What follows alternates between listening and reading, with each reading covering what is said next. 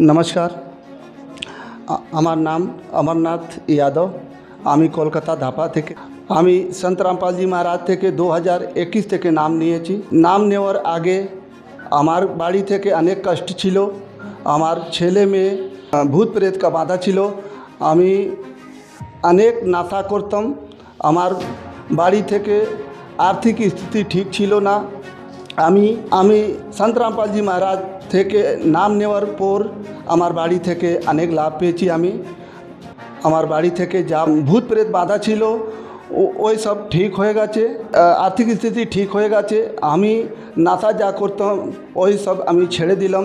শাস্ত্র অনুকূল আমি সদ্ভক্তি পেয়ে গেছি। আর এই রকম আমার ভাই বোন যারা লোক লাভ চাই संत रामपाल जी महाराज থেকে আসো, नाम दीक्षा नेवर अपन निजे कल्याण करान।